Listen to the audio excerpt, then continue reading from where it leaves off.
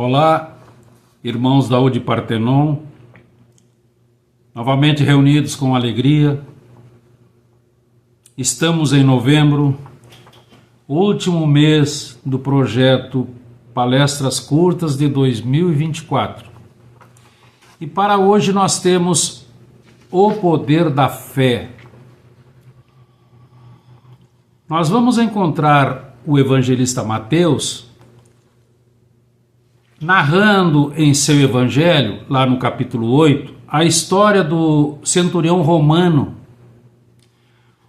um dos mais comoventes episódios dos tempos evangélicos, fato que aconteceu na aldeia de Cafarnaum. O centurião estava angustiado, realmente penalizado diante da dor que o seu empregado estava sofrendo. E ao saber que o rabi estava na região, ele foi ao seu encontro e explicou aquele triste fato, que ele estava há muitos anos numa paralisia e sofria muito. Jesus mansamente ouviu e prontamente sentiu a sinceridade daquele militar e se propôs a curar o seu servo que estava doente. Então o mestre disse: eu irei e o curarei.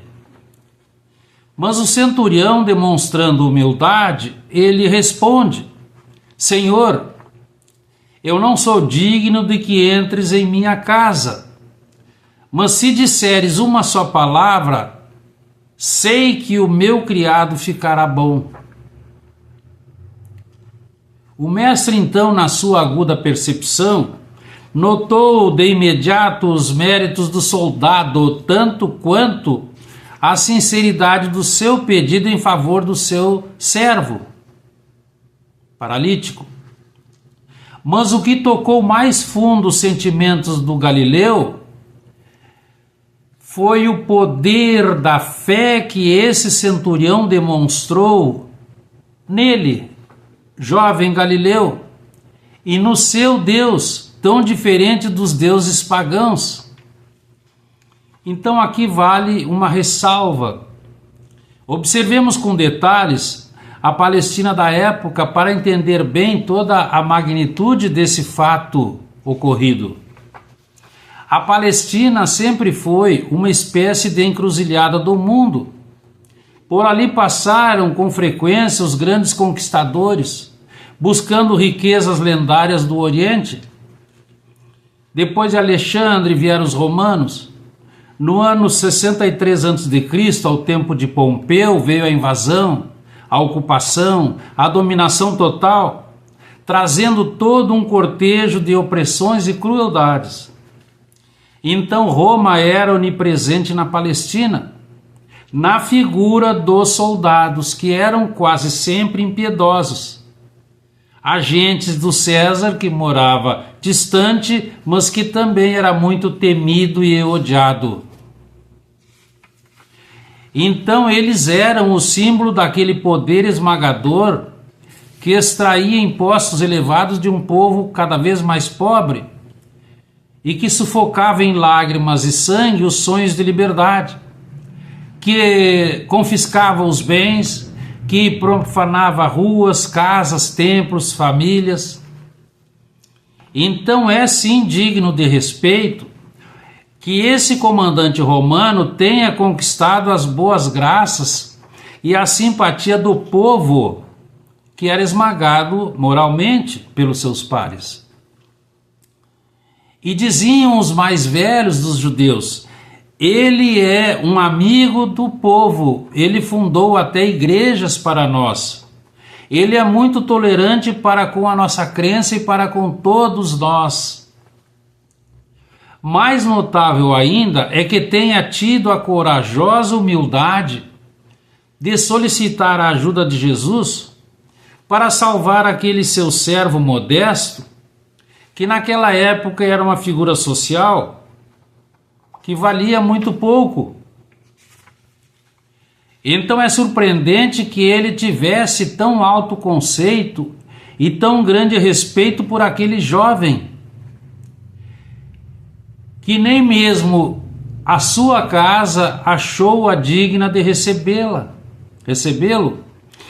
Com certeza, a casa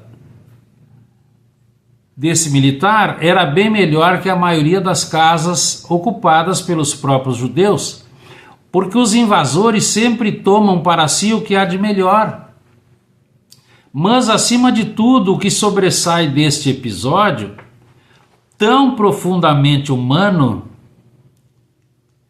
é a certeza, é a convicção, é a fé que o romano demonstrou em Jesus, achando que nem mesmo era necessário que o mestre fosse até a sua casa visitar o seu doente. Era suficiente, como realmente foi, o poder do pensamento, o poder da vontade daquele doce profeta da paz. Até mesmo Jesus se admirou daquela demonstração de conhecimento inesperada. Então Galileu vira-se para os que o acompanhavam e vai elogiar aquele homem que era considerado gentil, dizendo: nem em Israel achei tamanha fé.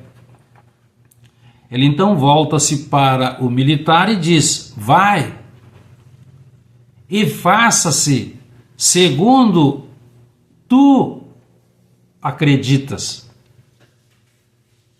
Então o rabi aproveitou a ocasião para proclamar a universalidade do seu pensamento, que atraía tanta gente mesmo fora do povo hebreu. Nós vamos ver a respeito da fé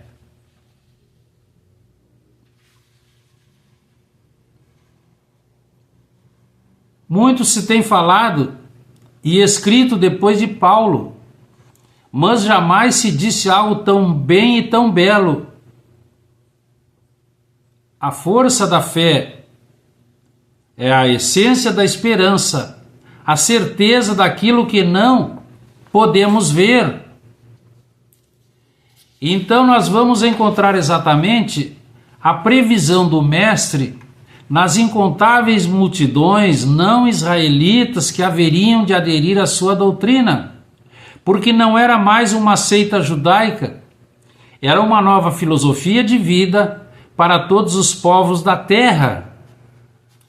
Então, Paulo, quando escreveu aos Hebreus, ele deixou dito ou escrito: a essência e o alimento estão na certeza, na convicção de que algo imenso e grandioso está além das nossas fronteiras materiais, das coisas que nós enxergamos.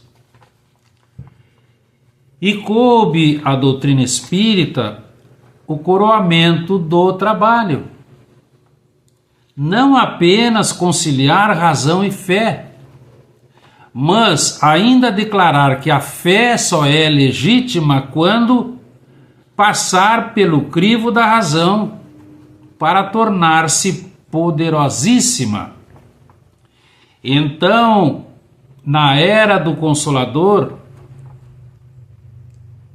veio o tempo certo para repor no homem a simplicidade indispensável, a aceitação daquela fé tão pura e firme que Jesus identificara no centurião romano. E nós, que hoje, com toda a bagagem cultural, com toda a ciência, com toda a tecnologia, com a doutrina espírita à nossa disposição para nos ampliar os horizontes, ainda hoje inquirimos o porquê das coisas e muitas vezes não compreendemos. E quando surge essas perguntas, nós acreditamos mesmo que esteja sem o apoio da razão. Porque nós precisamos buscar os suportes da fé, sabendo por que acreditamos. E aí nós vamos então rejeitar quando surgirem as nossas respostas, sem o apoio da nossa inteligência, sem passar pelo crivo da nossa razão.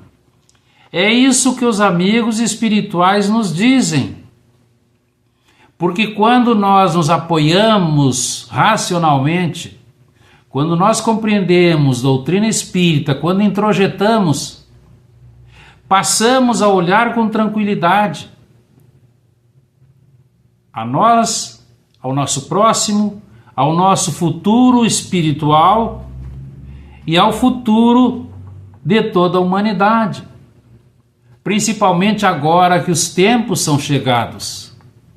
Nós vamos encontrar então momentos para fazer uma reflexão mais profunda sobre esse tema que Jesus havia dito: se tivéssemos a fé do tamanho de um grão de mostarda, nós diríamos a uma montanha: move-te, e ela se moveria. Logicamente que nós hoje movemos uma montanha pelo uso da engenharia e da mecânica. Mas ele estava falando das montanhas morais. E é isso que nós precisamos ter presente conosco, para que nós possamos crescer em espiritualidade. Que fique para a nossa reflexão, irmãos e irmãs da UD Partenon, fiquemos na paz do sublime Galileu. A todos um promissor 2025. Muito obrigado.